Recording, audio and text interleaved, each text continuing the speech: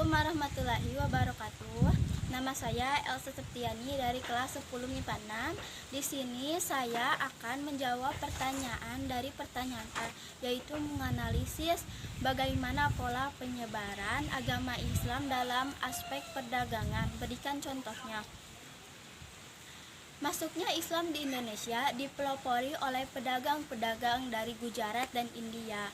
Proses perkembangan Islam di Indonesia juga tidak dilakukan dengan cara kekerasan ataupun kekuatan militer, melainkan dengan berdamai dan melalui berbagai jalur seperti pendidikan, perkawinan, perdagangan, dan sebagainya.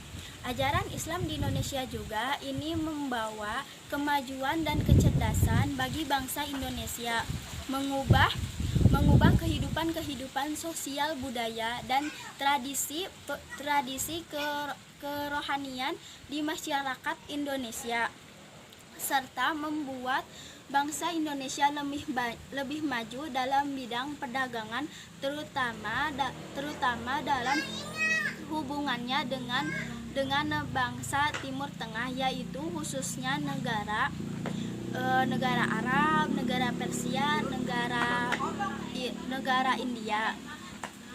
Berkat para pedagang muslim inilah masyarakat di Indonesia diajarkan secara bertahap dan perlahan ajaran Islam, bertoleran, serta persamaan derajat sesama makhluk.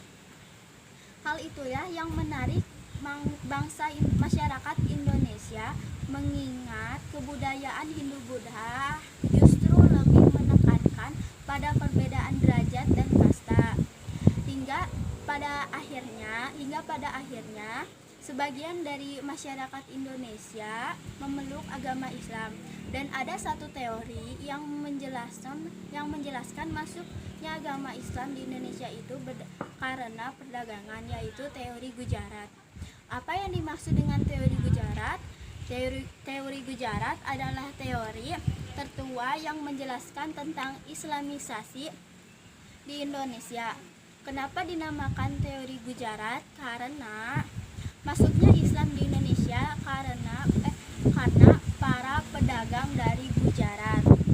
Dan ada yang menyatakan bahwa teori Gujarat ini diciptakan oleh Snow Jogre.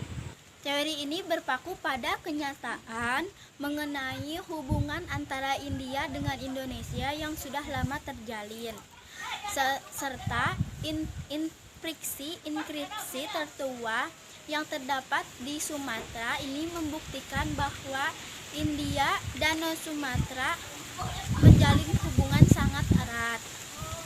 Dan dapat disimpulkan bahwa para ahli menyatakan pendapat tersebut menganut kebudayaan Hindu, membuat seakan-akan segala perubahan sosial, politik, ekonomi, budaya, dan agama yang ada di Indonesia ini tidak akan lepas dari